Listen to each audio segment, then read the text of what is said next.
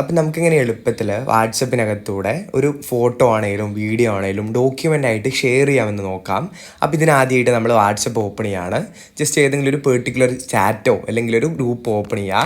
ശേഷം നമുക്കിവിടെ താഴെ ലെഫ്റ്റ് സൈഡിൽ ഒരു പ്ലസ് ഐക്കൺ കാണാം. ജസ്റ്റ് അതിൽ ടാപ്പ് ചെയ്യുമ്പോൾ ഒരുപാട് ഓപ്ഷൻസ് ഇനേബിൾ ആയിട്ട് വന്നത് കാണാം. ശേഷം നമുക്കിവിടെ ഡോക്യുമെൻറ്റ്സ് എന്നുള്ളൊരു ഓപ്ഷൻ ഇവിടെ കാണാനായിട്ട് കഴിയുന്നുണ്ട്. അപ്പോൾ അതിൽ ജസ്റ്റ് ഒന്ന് ടാപ്പ് ചെയ്യുമ്പോൾ ഇത്തരത്തിൽ നമ്മുടെ ഫയൽസിൽ നിന്നാണോ അല്ലെങ്കിൽ ഫോട്ടോസിൽ നിന്നും വീഡിയോസിൽ നിന്നാണോ നമ്മളിവിടെ സാധനം ചൂസ് ചെയ്യുന്നത് എന്നുള്ളത് നമ്മൾ കൃത്യമായിട്ട് സെലക്ട് ചെയ്ത് കൊടുക്കേണ്ടതായിട്ടുണ്ട്. ഞാനിവിടെ ജസ്റ്റ് ഫോട്ടോ ഓർ വീഡിയോ എന്നുള്ള ഏരിയയിൽ ടാപ്പ് ചെയ്യാണ്. ശേഷം നമ്മൾ ഇത്തരത്തിലുള്ള ഏരിയയിലോട്ട് എത്തും. ഒന്നുകിൽ നമുക്കിവിടെ ആൽബം അവൈലബിൾ ആണ്. നമ്മുടെ ആൽബംസ് ലെഫ്റ്റ് സൈഡിൽ റൈറ്റ് സൈഡിൽ ഇപ്പോഴത്തെ ഫോട്ടോസ് കാണാം. ജസ്റ്റ് നമ്മൾ ഇതിൽ നിന്ന് ജസ്റ്റ് ഏതെങ്കിലും ഒരു ഫോട്ടോ ജസ്റ്റ് ഇവിടെ ഒന്ന് കാണിക്കാനായിട്ട് പോവാണ്. ജസ്റ്റ് ഒരു പിക്ക് ഇവിടെ എടുക്കുകയാണ്. അപ്പോൾ അതിന് ശേഷം നെക്സ്റ്റ് എന്നുള്ള ഏരിയയിൽ ടാപ്പ് ചെയ്യാണ്. അപ്പോൾ അതിവിടെ സെറ്റായിട്ട് പ്രിപ്പയർ ആയിട്ട് വന്നത് കാണാം.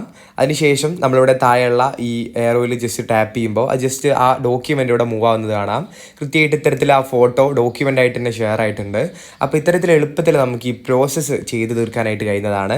നമ്മുടെ വീഡിയോ ഇത്ര മാത്രമേ ഉള്ളൂ. വീഡിയോ നിങ്ങൾക്ക് ഉപകാരപ്രദമാവുകയാണെങ്കിൽ ഒന്ന് ലൈക്ക് ചെയ്ത് പോവുക. അതേപോലെ നമ്മുടെ ചാനൽ സബ്സ്ക്രൈബ് ചെയ്ത് പോകുന്ന കാര്യം കൂടി ഒന്ന് പരിഗണിച്ച് പോവുക.